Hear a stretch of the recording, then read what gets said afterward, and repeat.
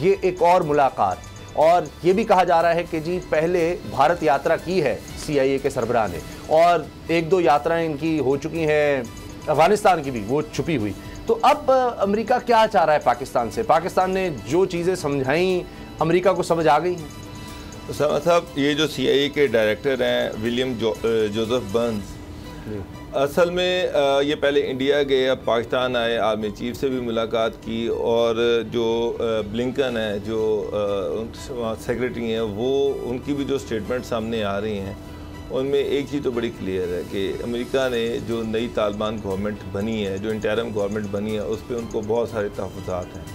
पहली बात तो ये है कि उन्होंने ह्यूमन राइट्स का इशू उठाया कि इसमें कोई खातून मिनिस्टर नहीं है, तो वो उनके लिए बहुत अहम है कि तालिबान ने जो उनसे वादे किए थे कि वो तमाम सेगमेंट्स ऑफ सोसाइटी जो हैं उसका हिस्सा होंगे, तो वो पूरा नहीं हुआ, इस पे उनकी रिजर्वेशन हैं। अच्छा बाबू, मुझे ये चीज़ बड़ी तंग करती है कि ये जब कहा जाता है ह्यूमन राइट्स, अभी ये देख लें ड्रोन हमले में 10 एक ही ख़ानदान के लोग मार दिए जाते जाते भी, वो ह्यूमन राइट्स मुझे समझ नहीं आती। कितनी औरतें जो हैं वो बेवा हुई, बच्चे यतीम हुए, लाखों लोग मार दिए, वो ह्यूमन राइट्स नहीं होते। गुंतानामो बे में ट्रायल के बगैर लोग रखे जाते हैं, वो ह्यूमन राइट्स नहीं होते।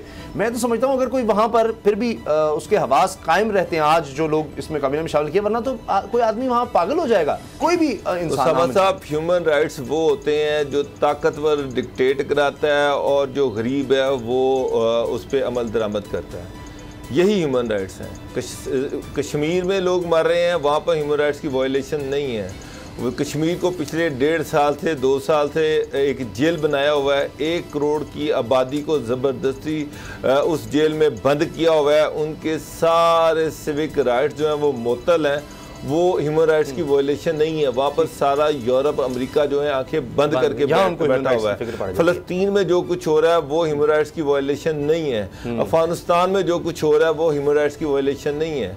मैंने फिर आपसे कहा कि ह्यूमन राइट्स की वायलेशन वो होती है जो ताकतवर डिक्टेट करवाता है और गरीब उस पर अमल दरामद करता है, इसको ह्यूमन राइट्स मुश्किल में है, इसीलिए पाकिस्तान बार बार आ रहे हैं। अब मसला ये है कि जो ब्लिंकन है, जो अगर आप उनकी जो कल उन्होंने जो उनके मीडिया टॉक सामने आई है उसमें बड़ी क्लैरिटी के साथ उन्होंने 1-2 चीज़ें कही हैं।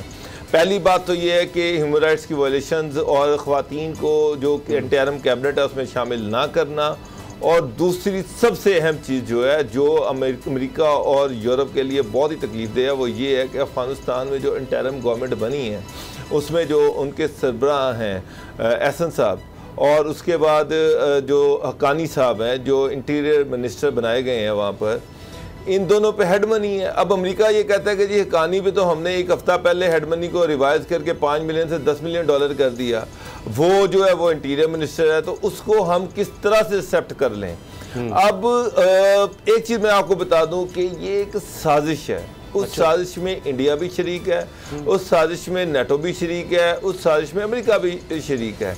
अब ये चाहते हैं, देखिए तालिबान ये कहते हैं कि जो दोहा एग्रीमेंट हुआ था उसमें कोई ऐसी बात ही नहीं थी। उनको पता है कि हक्कानी ग्रुप तालिबान का हिस्सा है, वो उनका इंटेग्रल पार्ट है, उसके बगैर तालिबान कुछ भी नहीं है।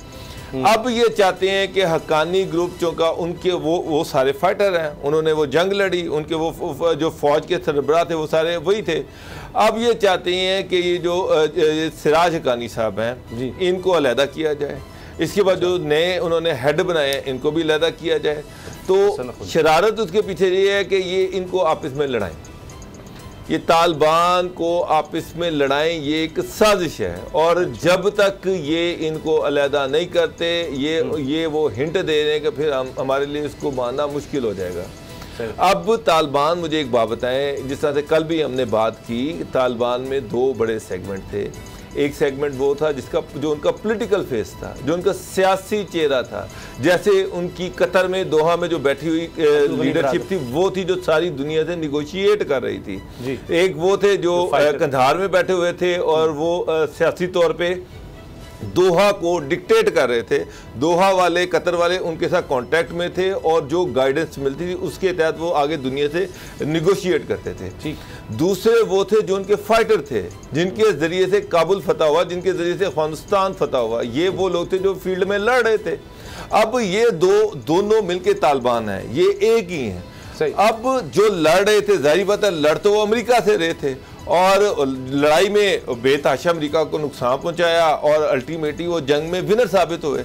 अब जो फाइटर थे उन सब पे अमेरिका ने हेड मनी रखी हुई है।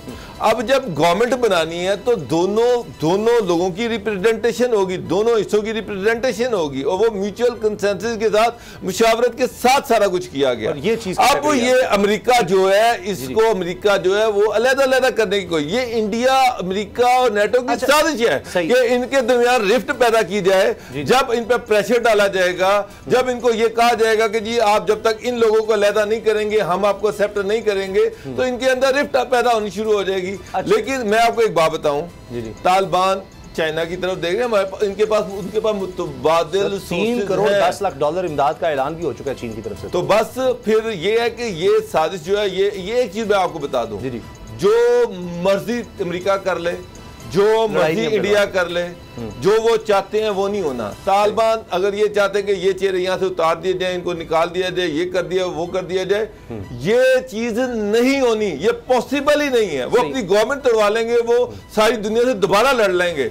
अब पहले काबुल तो उनका आना था, तो वहाँ इनखला के हवाले से बातचीत थी और इंडिया को शाबाश या इंडिया को उसके पीछे हाथ रखने के लिए गए हैं कि फिक्र ना करें, अभी हमारे पास बहुत सारी चीज़ें हैं जो हम कर सकते हैं। इस तरह की जो सूरत हाल है, वहाँ अजीत डोवल के साथ जो बातचीत हुई, वो उनकी ज़्यादातर बातचीत जो है वो पाकिस्तान के हवाले से उन्होंने गिले शिकवे इंडिया की जानिब से किए गए। अब यहाँ आए हैं, पाकिस्तान का तो एक वाज़ेह स्टांस है अफ़गानिस्तान के हवाले से, और आज इनको भी ये बात बताई गई है कि अफ़गानिस्तान में अमन खित्ते के अमन से वाबस्ता है। अगर आप वहाँ अमन चाहते हैं तो हमें पूरी दुनिया को, अफ़गानिस्तान को कबूल करना होगा, क्योंकि अगर आप ताकत के ज़ोर से कुछ कर सकते, इंटेलिजेंस के ज़ोर पे कुछ कर सकते, आप अपने असलहा के ज़ोर पे कुछ कर सकते, तो अल्टीमेटली आप 20 साल यहाँ से इस तरह वक्त और पैसे का ज़िया करके और लोगों को मार के यहाँ से ना जाते।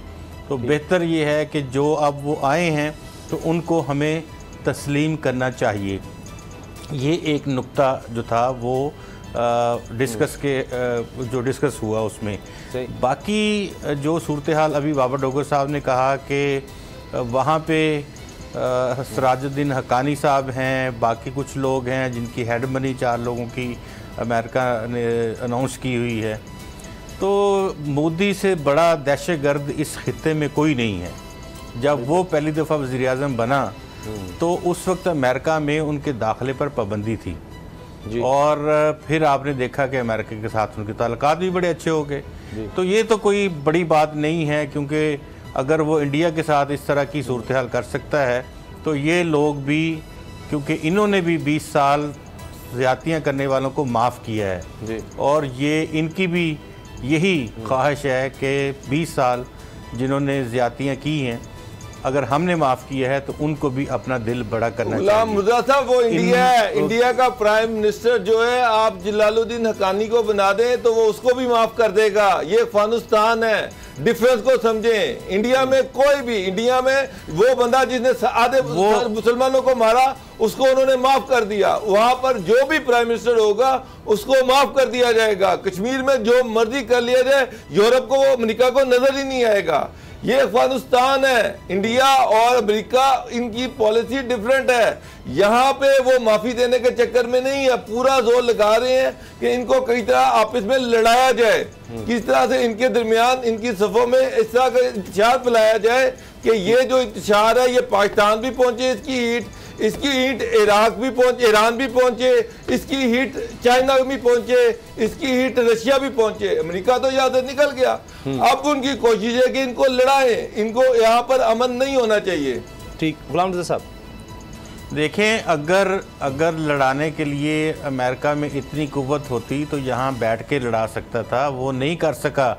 20 साल में जिस तरह का फेलियर उसका हुआ है, मैं तो ये कहता हूँ कि उसकी जो सुपर पावर का जो उसका स्टेटस था वो सवालिया निशान बन गया है। ये अब वो वाली सुपर पावर नहीं रही जो यहाँ अफगानिस्तान में आने से पहले थी। सब्सक्राइब करें और बेल दबाएं ताकि कोई खबर रह न जाए।